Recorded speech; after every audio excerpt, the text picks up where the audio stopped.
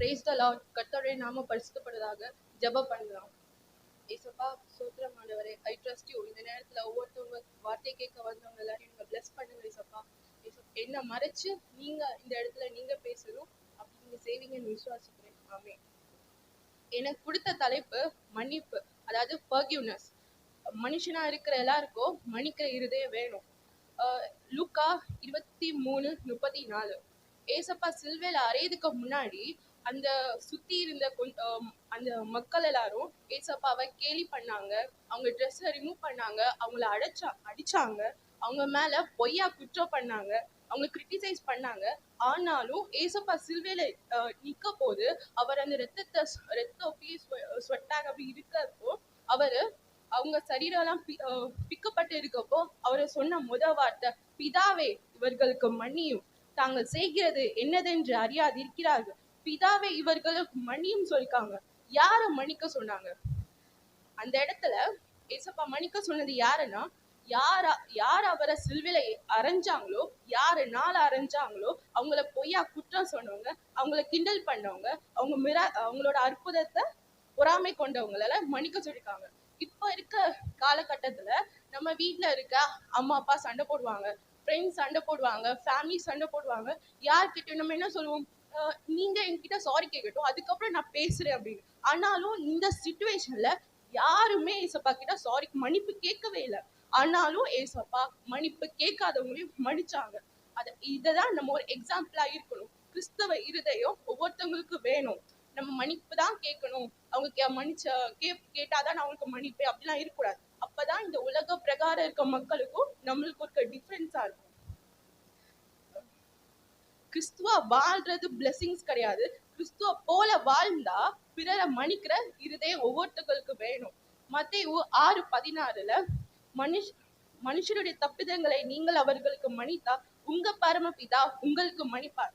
மன்னிக்கிறது ஒரு வீக்னஸ் கிடையாது, அது ஒரு கைண்ட், அதோட ஒரு பண்பு.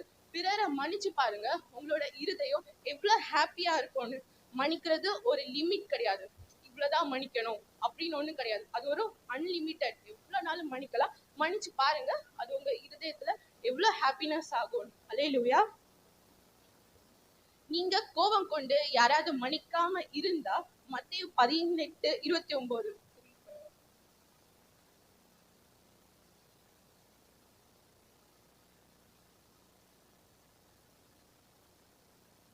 18:21 மத்தேயு.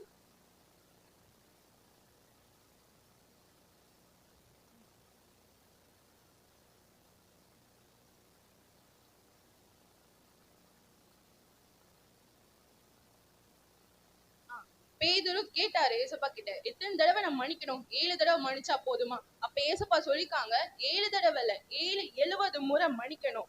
அவங்க எத்தனை தடவை மன்னிக்கணும்னு இல்ல, எத்தனை முறைனாலும் மன்னிக்கலாம். நம்ம எல்லாம் தப்பு பண்றது காமன் தான், மனுஷனாலே தப்பு பண்ணதான் செய்வாங்க. ஆனா ஒவ்வொருத்தவங்களுக்கும் மன்னிக்கிற இருதயம் வேணும். அப்போ அது தொடர்ந்து ஒரு கதை ஏசப்பா சொல்லியிருக்காங்க. எப்படின்னா, ஒரு ராஜா இருக்கிறாங்க. அவங்களுக்கு அவங்களோட அக்கௌண்ட்ஸை பாக்குறதுக்கு ஒரு ஒர்க்கரை வச்சிருக்காங்க. அந்த ஒர்க்கர் அவர் என்ன பண்ணுவாருன்னா, அவரோட கேஷ் எவ்வளவு எல்லாம் கணக்கு வருதுன்னு சொல்லி அவர் ரெஜிஸ்டர் பண்ணது அவரோட வேலை.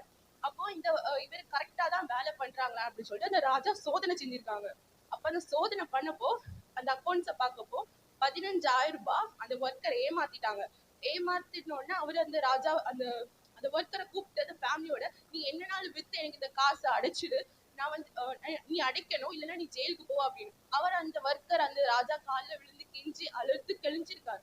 அப்போ அந்த ராஜா இறங்கி, சரி நான் அவனை மன்னிச்சுட்டேன், நீ போ அப்படின்னு விட்டுட்டாங்க. அப்ப அந்த ஒர்க்கர் ரொம்ப ஹாப்பியா சந்தோஷமா வெளியே போயிட்டான். அப்புறம் கொஞ்ச நாள் கழிச்சு அவர் கூட வேலை செஞ்ச ஒருத்தவங்க அவங்க கிட்ட ஒரு 100 சில்வர் பணம் வாங்கிருக்காங்க, வெள்ளி காசு வாங்கியிருக்காங்க.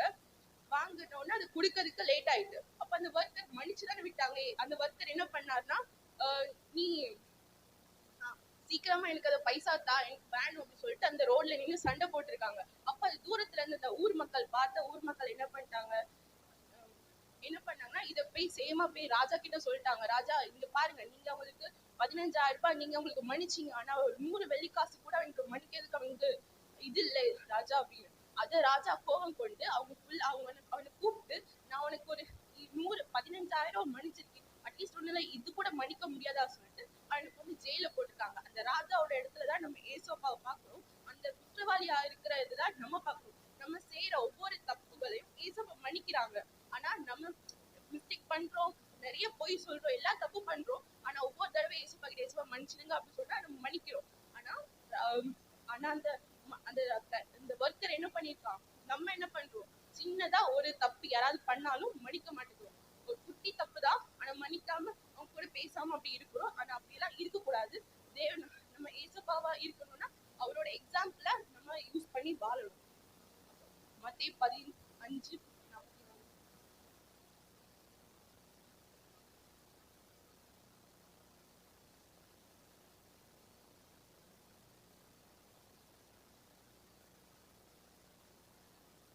இந்த டைம்ல ஒரு ஸ்டோரி என்னன்னா, ஒரு பர்சன் சர்ச்ல இருக்காங்க, ஹஸ்பண்ட் அண்ட் ஒய்ஃப் வந்து சர்ச்சுக்கு வந்திருக்காங்க.